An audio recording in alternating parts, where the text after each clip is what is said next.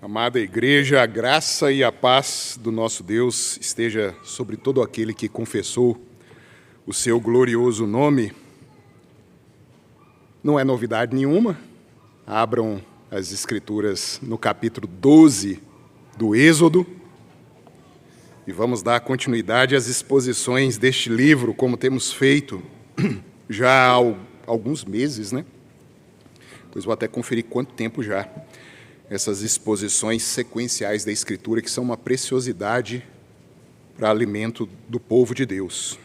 Êxodo 12, nós vamos de 15 a 20. Eu peço que assentados mesmo, como estão, mas com toda a reverência, toda a atenção, toda a calma, acompanhem em silêncio a leitura que será feita por mim.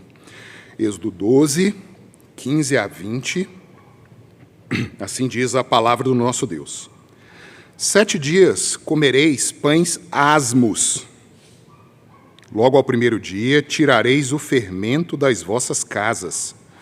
Pois qualquer que comer coisa levedada desde o primeiro dia até ao 7º dia, essa pessoa será eliminada de Israel. Ao primeiro dia haverá para vós outros santa assembleia. Também ao 7º dia tereis santa assembleia. Nenhuma obra se fará nele, exceto o que diz respeito ao comer. Somente isso podereis fazer.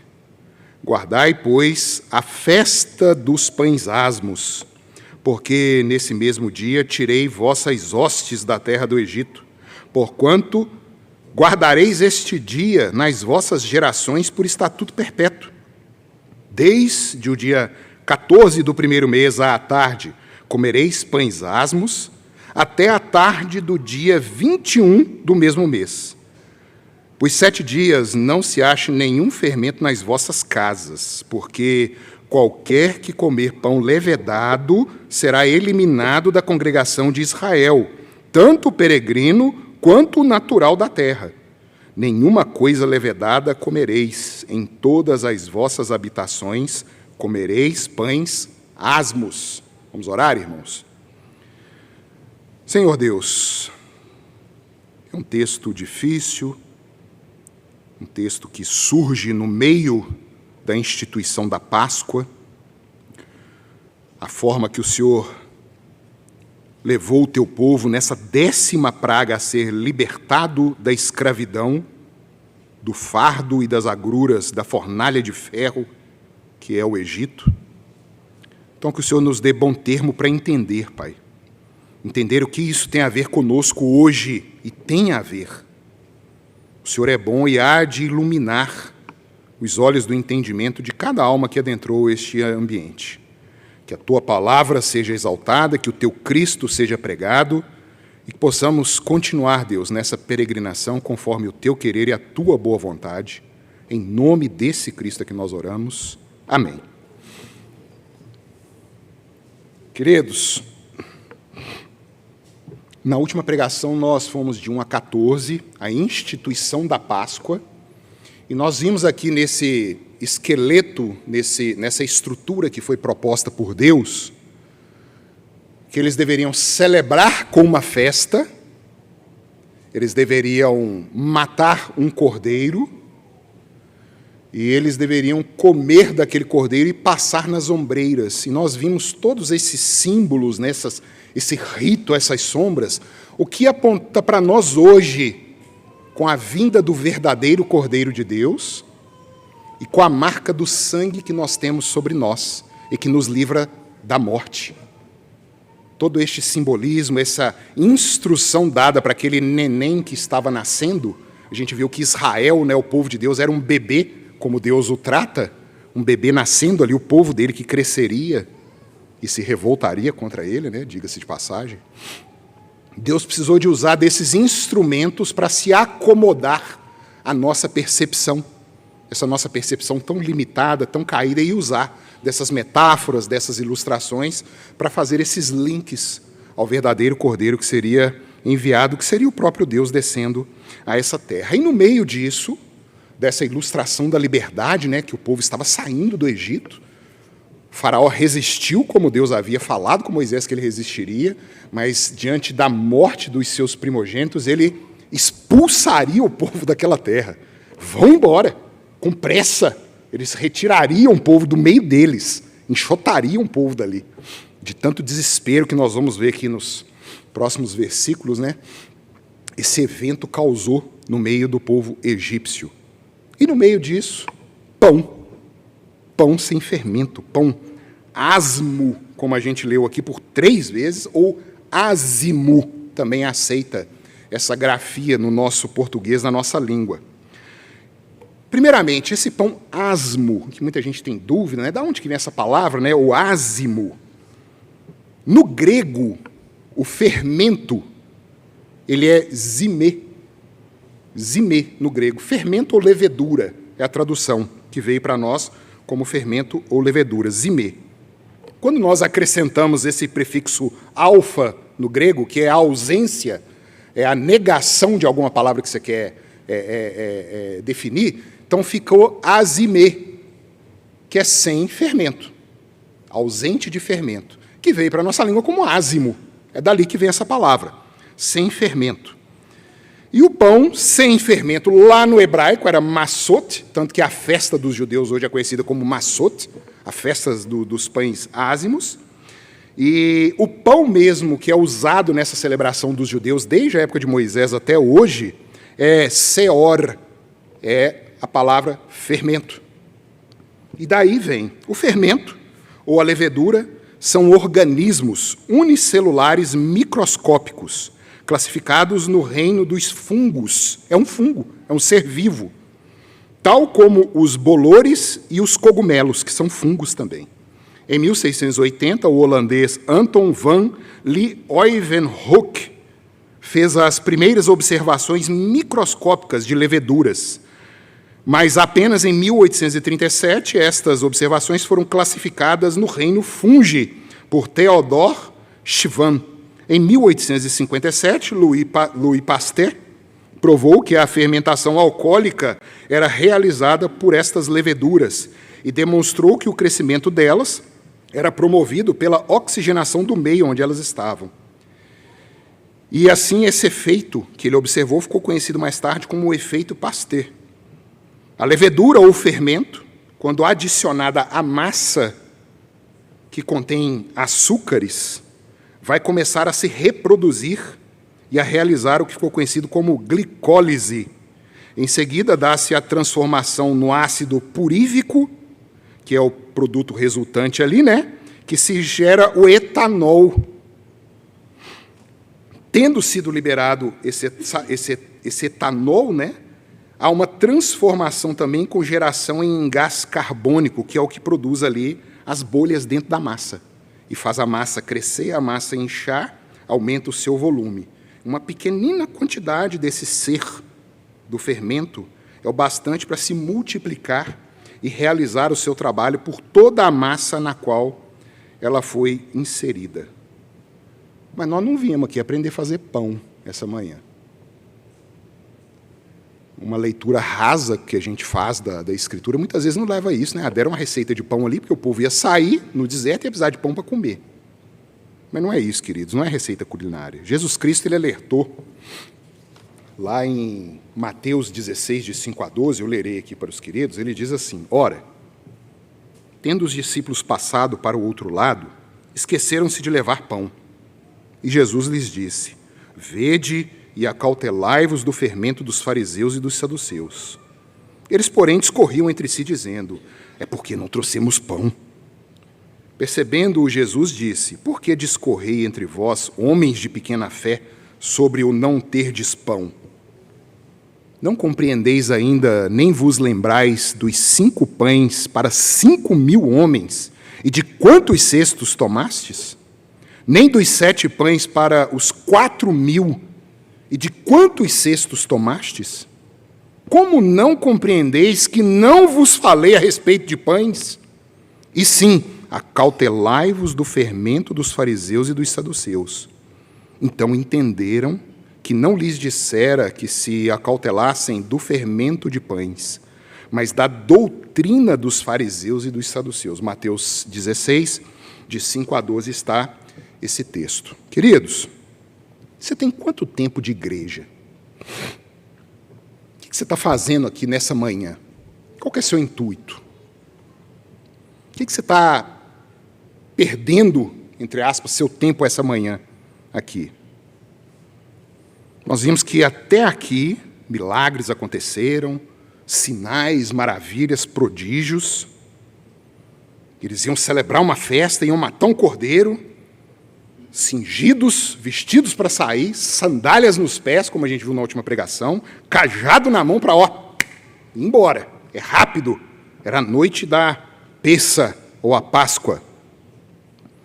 E esse capítulo 12, irmãos, ele é relativamente extenso, ele tem 51 versos. E aqui, nesses 5 versículos, entra uma ordem um pouco estranha. Pão e sem fermento. Está sendo tratado do anjo da morte que vem matar os primogênitos e como os primogênitos dos hebreus deveriam se livrar dessa 10ª praga, porque se não fosse dado o sinal para os hebreus, eles morreriam também. Mas o sinal do sangue significava ali que houve uma morte de um inocente. E como que do nada entra um assunto de pão sem fermento. Mas eu quero cavar com os irmãos essa manhã nas Escrituras e conferir nelas.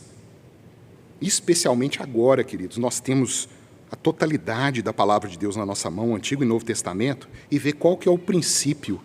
E ver que Jesus, quando fala para aqueles discípulos dele, né, eu não estou tratando de pão aqui. E essa pregação não está tratando de pão, queridos.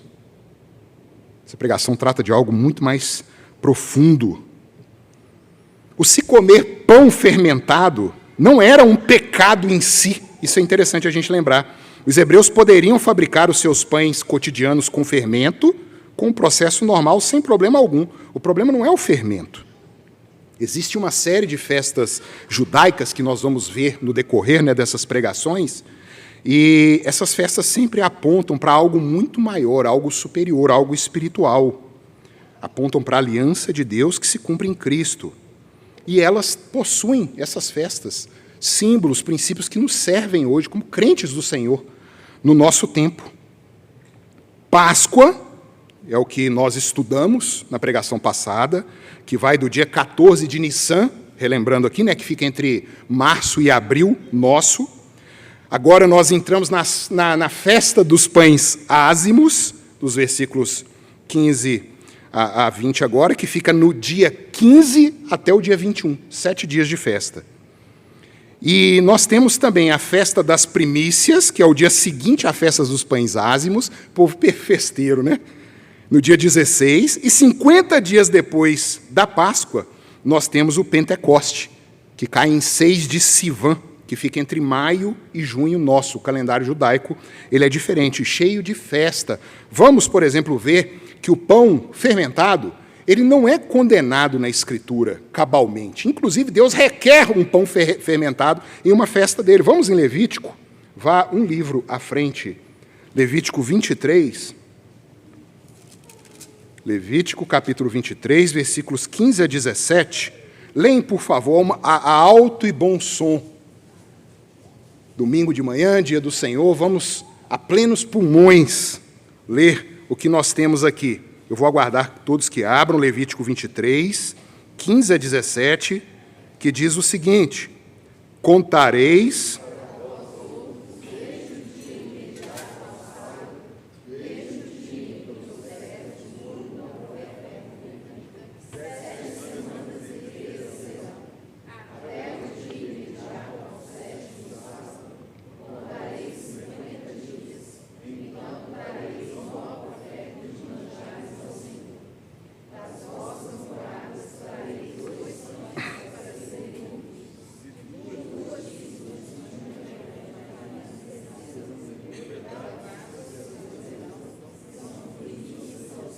até aí, queridos. Levedados se cozerão. Deus manda pôr o fermento no pão, que vai oferecer como símbolo da fartura, da provisão que Deus deu. É a festa das colheitas. A terra produziu, a terra prometida encheu os celeiros dos judeus, e eles deveriam fazer um bolo, 2 éfas de farinha, mais ou menos 4 quilos, e com fermento, sem problema algum. Nós vemos aqui o problema não é o fermento. As festas dos judeus associadas diretamente ao culto, ao relacionamento com o Senhor, ao reconhecimento do Deus que é o nosso Pai, o Pai da aliança, né? Santa Assembleia no dia depois da Páscoa, Santa Assembleia 7 dias depois, era o dia a dia, era o relacionamento daquele povo. E entre isso, a proibição de mistura na celebração. Olha o versículo 16, queridos. Versículo 16 nos registra assim: ao primeiro dia haverá para vós outros Santa Assembleia. É o culto, haverá um culto, uma celebração. Nenhuma obra se fará nele, exceto o que diz respeito ao comer. Nem isso podereis fazer.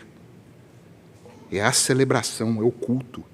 Queridos, por favor, prestem atenção. O problema aqui não é o fermento. O problema aqui não é o pão. O fermento, ele prolifera. O fermento, ele entremeia, ele cresce, ele expande. Ninguém o para. Deus demonstra que apenas o sangue do Cordeiro poderia livrar os judeus da morte. Unicamente o sangue. Dá um sinal visível agora dessa exclusividade do sangue. Comam 7 dias de pão sem fermento, para lembrarem a pressa da saída do Egito, por causa da praga que iria alcançar aquela terra. Nessa mensagem, amados, de libertação, não pode haver mais nada. É apenas o sangue. Não pode haver mistura, não pode haver acréscimo. Eis o motivo de, exclusivamente nesses dias, não misturarem fermento ao pão. Lembrarem que apenas o sangue, sem nenhum recurso, sem nenhum esforço do braço deles, os libertou do cativeiro do Egito, da fornalha de ferro que os oprimia e os levaria até a terra prometida, a Jerusalém celestial. Não foi nenhum ritual que os judeus fizeram, não foi nenhuma obra que eles empreenderam, não foi Deus de um lado ajudando e eles do outro ali correndo, mas apenas o sangue que foi derramado, sem mistura, puro, sem nada mais. Queridos, quando estourou a Reforma Protestante, da qual nós somos herdeiros, né, uma igreja reformada, foram cunhados 5 solas. Sola Scriptura, sola gratia, sola fide, soli Deo gloria e solos Christus. É apenas Cristo. Nada além do Cordeiro de Deus que tira o pecado do mundo, o Deus encarnado. Só Cristo. E o próprio povo judeu, no decorrer da sua história, eles perderam essa percepção de que não poderia haver mistura nessa mensagem de cobertura de sangue. É necessário um inocente morrer e nada pode ser misturado. Deus os havia libertado e eles abandonaram o memorial deste sinal. Eles se orgulharam como povo do Senhor. Essa semana no estudo lá em casa, às quintas, né, a gente lembrou que Deus ele chama de forma carinhosa Israel, o povo dele, né, de Jesurum. Nome esquisito, né, Jesurum. Aí ele fala que ele cuidou daquele povo, que ele tratou, providenciou o seu sustento, e Jesurum engordou, e Jesurum deu coice. Eles se orgulharam, eles misturaram ali uma percepção falsa de poder. Olha o que o profeta Amós alerta o povo, lá em Amós 4, 4 e 5, fala assim: vinde a Betel, é uma exortação, Deus está extremamente irado nesse contexto aqui, viu? Vinde a Betel e transgredi, a Gilgal e multiplicai as transgressões, e cada manhã trazei os vossos sacrifícios, e de 3 em 3 dias os vossos dízimos, e ofereceis sacrifício de louvores do que é levedado. Eles não estavam nem aí mais. Achavam que o ato de entregar dinheiro no templo, sua fartura, os seus bens, entregavam, já não cumpriam o ritual mais. O fermento estava lá no meio. E o problema não é o fermento, queridos. O problema aqui é só o sintoma. Às vezes, em aconselhamento, as pessoas vêm, né, até nós. Reverendo Dercy está aqui, ele sabe. Ah, porque eu estou passando isso e aquilo com meu marido, eu estou passando isso e isso com meu filho, e não sei o quê, não sei o quê. A pessoa ela só fala do sintoma. ela fala da febre dela. Só que ela não fala o que está causando isso. É interessante, a gente quer atacar o sintoma, a gente quer resolver o problema. Nós temos a nossa irmã médica aqui, né? A febre é uma reação que está mostrando que tem algo errado. A febre não é o problema. O problema com o marido, com o filho, não é o problema. Tem algo anterior a isso. E é isso que a gente tem que ir, no fundo.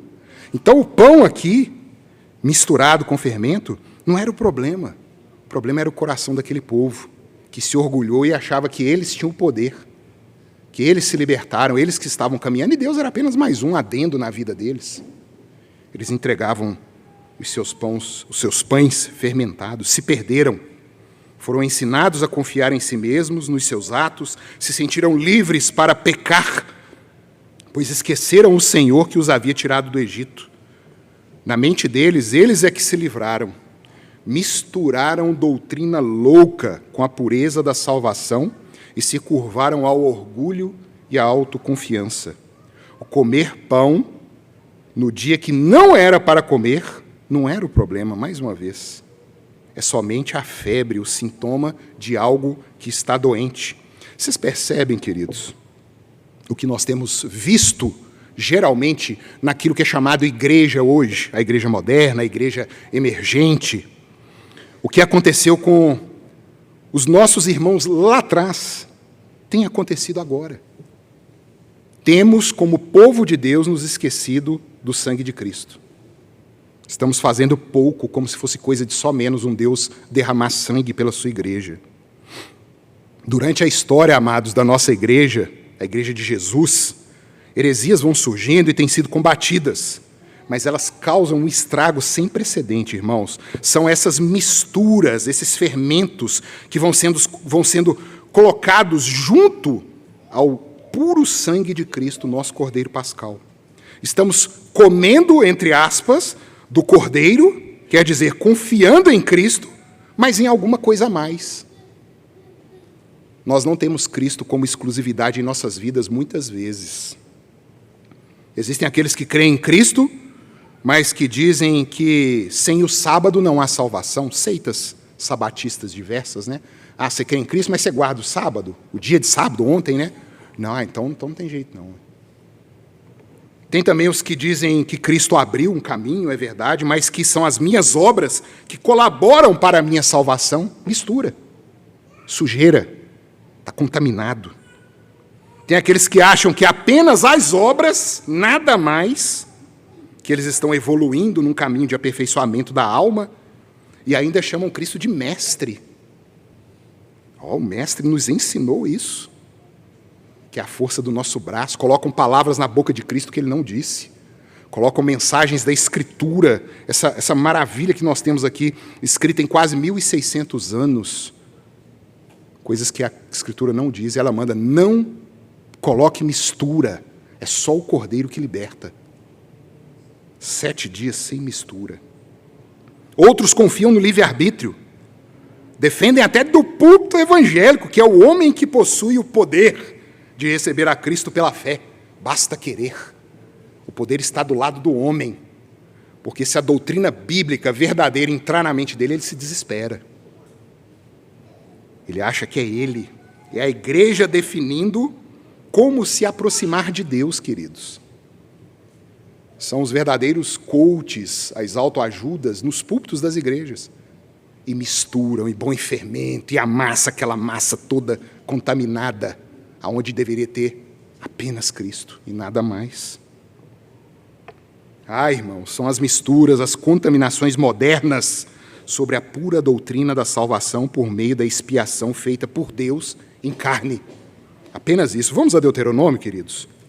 Mais alguns livros aí à frente, Levítico, Números, Deuteronômio, capítulo 29.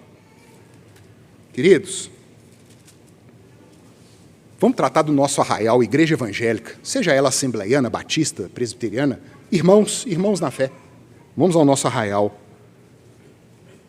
Pastores ensinando doutrina misturada, doutrina suja, doutrina contaminada, onde não era para ter fermento. Olha o que Moisés trata logo antes da entrada da terra prometida. Deuteronômio 29, de 16 a 19, a uma voz, alto e bom som, por favor. Porque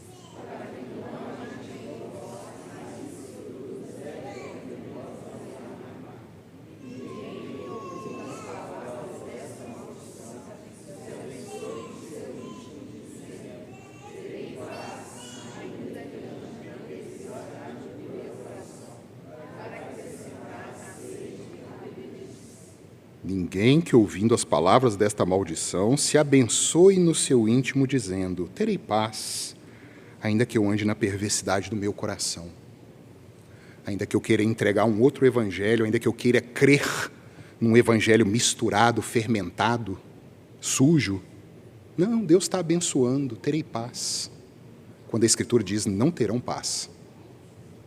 Ou é Cristo, ou é nada. Nada abaixo desse sol, nada criado na físis, na natureza, pode resolver o nosso problema, irmãos. E quando há uma contaminação no verdadeiro evangelho da expiação por meio do sangue de Deus, acabou.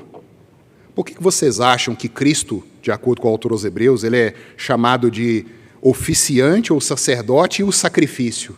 Não podia ter mão nenhuma humana ali. Era o Deus homem, ele que puxou a natureza humana para cima, cumpriu a lei, e ele naquela cruz oficiou o ritual cabal do seu sacrifício, para nunca mais se repetir. E mão humana nenhuma estava ali. A única coisa humana que estava ali em Cristo eram os nossos pecados. Mais nada. Irmãos, isso é muito sério. Deus ordenou, como a gente leu no versículo 19, para não se achar nenhum fermento nas casas. Não pode haver dúvida, queridos, quanto à pessoa e à obra de Cristo. Se há no seu coração a mínima desconfiança que Cristo não é suficiente para perdoar os seus pecados, sem observar nada na sua pessoa, nada que você possa dar a ele em troca, há fermento, há mistura, é impuro, é abominação diante de Deus. E tudo isso que você está fazendo aqui hoje, tem feito em todos esses anos de evangelho, está aumentando a sua culpa diante dele. Não haja fermento, não misture. Paulo, divinamente inspirado, o apóstolo, ele resumiu isso tudo aqui que a gente viu até agora, com os seguintes termos, na primeira carta dele aos Coríntios, 5, 6 a 8, diz assim: não é boa a vossa jactância, vocês estão falando demais. Vocês estão com a lábia muito grande. Vocês precisam ficar mais calado, é a palavra de Paulo. Não sabeis que um pouco de fermento leveda a massa toda? Lançai fora o velho fermento, para que sejais nova massa, como sois de fato sem fermento. Pois também Cristo, o nosso Cordeiro Pascal, foi imolado. Por isso celebremos a festa não com o velho fermento, nem com o fermento da maldade e da malícia, e sim com os asmos da sinceridade e da verdade. A verdadeira confiança daquele que resgata-nos do pecado, o verdadeiro Cordeiro Pascal. O mesmo Paulo, na sua carta aos Gálatas: para a liberdade foi que Cristo nos libertou. Permanecei, pois, firmes e não vos submetais de novo a jugo de escravidão. Nós lemos isso aqui. Eu, Paulo, vos digo que se vos deixar de circuncidar, Cristo de nada vos aproveitará. Ah, é Jesus mais o que eu posso oferecer. Você se circuncidou. Você está confiando na lei. Você está confiando no bom procedimento. Acabou, é isso que Paulo está falando. De novo, testifico a todo homem que se deixa circuncidar, que está obrigado a guardar toda a lei. Isso aqui é aquele embate que ele teve com Pedro, no meio lá dos judeus. Pedro estava aproveitando entre os gentios, né? Festejando, conversando, comendo com todo mundo. Começou a chegar judeu, Pedro começou a... Paulo fala assim, dissimular. Começou a dissimular. Ao ponto de Barnabé dissimular junto com Pedro. Aí Paulo chega com essa pedrada aqui, ó. Você está se sentindo culpado da lei? A lei que você transgride, você está se sentindo culpado e está tentando erigir ela de novo, então você vai ter que guardar ela toda. E é óbvio que Paulo ali estava falando retoricamente, porque é impossível guardar a lei. Eles estavam contaminando, novamente. De Cristo vos desligastes, vós que procurais justificar-vos na lei, da graça decaístes, porque nós, pelo Espírito, aguardamos a esperança da justiça que provém da fé. Porque em Cristo Jesus nem a circuncisão, nem a incircuncisão tem valor algum, mas a fé que atua pelo amor. O amor que a gente já aprendeu nessa igreja aqui, como diz o apóstolo, e o próprio Cristo, é a obediência da lei. Você quer amar? Põe essa sua língua venenosa dentro da boca e não levanta falso testemunho. Você quer amar? Respeite seu pai e sua mãe, dá honra a eles. Você quer amar? Não odeie o seu próximo no seu íntimo. Você quer amar? Para de entrar no site de pornografia que você tem entrado. Você quer amar? Para de cobiçar. Isso é amor. Coloque a Deus acima de todas as coisas. Não tome o seu nome em vão. Aproveita o dia do Senhor, o dia do descanso. Isso é amor. Quer amar? Faça isso. É ruim obedecer à lei, irmãos? Se for para se justificar, você está na água. Agora, na medida que você entendeu que a lei te mata e que Jesus te libertou, você entende que a lei é a bênção que Deus deu para o povo dele. Vocês foram tirados do Egito, derramando o sangue de um inocente. Agora toma isso aqui, ó, é o manual de sua vida. Você quer atravessar esse deserto aí que você tem proposto, até o dia da promessa, da volta do meu filho? Obedeça isso aqui, ó. Vai vir aflição, vai vir tumulto, vai vir intriga. É verdade, no mundo tereis aflições, mas tem de bom ânimo. Essa é a forma, é a lei de Deus. É assim que nós devemos encarar a lei, e não como um fardo, como muitos têm encarado hoje. Eu preciso obedecer à lei para ser salvo. Não, queridos. Você agora deseja obedecer à lei porque foi salvo. Vamos para algumas aplicações, irmãos. Primeiro, coloque a sua esperança da glória eterna, da Jerusalém celestial, apenas em Cristo, mais em lugar nenhum. Os versículos 15 e 19 nos mostram isso. 7 dias comereis pães asmos, logo ao primeiro dia tirareis o fermento das vossas casas. Não misturem nada ao sacrifício, pois qualquer que comer coisa levedada, desde o primeiro dia ao 7º dia, essa pessoa será eliminada de Israel. Você não faz parte. Ah, é Cristo, mas se entrou mais aí, acabou. Você não faz parte de Israel. Por 7 dias não se acha nenhum fermento nas vossas casas. Não mistura, não. Porque qualquer que comer pão fermentado será eliminado da congregação de Israel. Hoje nós sabemos, por boca de Paulo, o Israel de Deus somos nós. Gálatas 6, final do capítulo. O Israel de Deus, os filhos de Abraão pela fé e não do sangue, que até os judeus que crerem podem participar. Segundo, quando você vier à Santa Assembleia, isso aqui que está acontecendo agora, o culto, a Santa Assembleia, traz fermento, não? Versículos 16 e 20 nos fala isso. Suas ideias, suas paixões, suas opiniões, seus pensamentos, suas críticas, se não forem bíblicas, mas apenas um anseio pessoal, um capricho. Ah, porque aquele culto lá é muito frio, né? Ah, porque... Não sei. Não põe, não. Deus não quer saber, não. O culto é dele, não é seu. O Filho de Deus foi morto numa cruz, irmãos. Derramou sangue. E você acha que a sua opinião sobre isso vale alguma coisa? Ontem eu tive uma sensação tão gostosa, voltando para casa, a Mirka, nós fomos na casa do irmão Cláudio, Mirka foi para a casa da Ruth, a programação da UPA, e eu voltei de moto pela orla, né? O ventinho gostoso, fresco. E aí eu lembrei do texto que os fariseus experimentam a Cristo, e Cristo fala com os fariseus assim, antes que Abraão fosse, eu era. Aí os judeus olham para Cristo e dizem, uai, esse homem não tem 50 anos e está falando que é mais velho que Abraão? Eu falei, nossa, gente, olha, quando Isaías fala que não havia beleza alguma nele, e que ele é homem de dores, Cristo tinha 30 e poucos anos, irmãos, e os caras deram 50 anos para eles. Vocês imaginam como que ele era sofrido da vida, a ponto de eles darem quase o dobro da idade dele? Eu fico mate quando falo que eu sou mais velho que Mirka. que eu sou mais novo, viu? Mas eu fico vendo, você acha que um Deus que sai da sua glória, um Deus que desce e que assume a fraqueza da nossa carne, e que assume para Ele a nossa fragilidade, e que derrama sangue numa cruz, você acha que a sua opinião vai valer alguma coisa no culto que é dele? Coloque-se no seu lugar de criatura, de pó. Tome tenência. Retire esse fermento do seu coração, que é a casa do Espírito Santo, que fala, não tenha fermento na sua casa, a morada do Espírito, e aí você está cultivando e fermentando essa coisa dentro do coração. Creia na suficiência do sacrifício, é sem fermento. Terceiro lugar, queridos, não se submeta, aqui eu vou extrapolar um pouco a igreja e vou para o mundo, no seu dia a dia, e é perfeitamente aplicável, não se submeta ao fermento do mundo. O que eu quero dizer com isso? Especialmente aos jovens que estão aqui.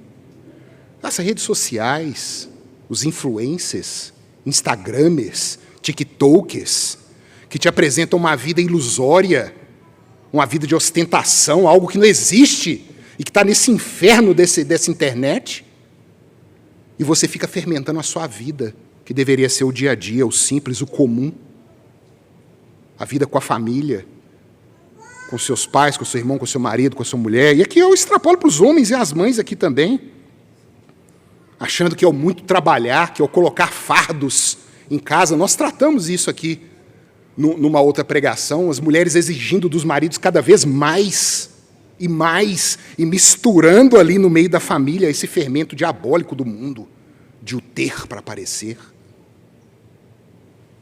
Pais sobrecarregando filhos com cursos, língua, diplomas, e o filho se distanciando da comunhão, do simples, do dia do Senhor. Eu tenho que ficar em casa porque eu tenho que estudar para a prova amanhã. Vocês estão vendo como que a mistura na nossa vida, ela extrapola o sacrifício de Cristo, porque foi lá que ele começou. E aí começa o fermento a crescer e aumentar o volume, e vai entrando em todo o nosso ser, toda a nossa existência passa a ser uma mistura pavorosa.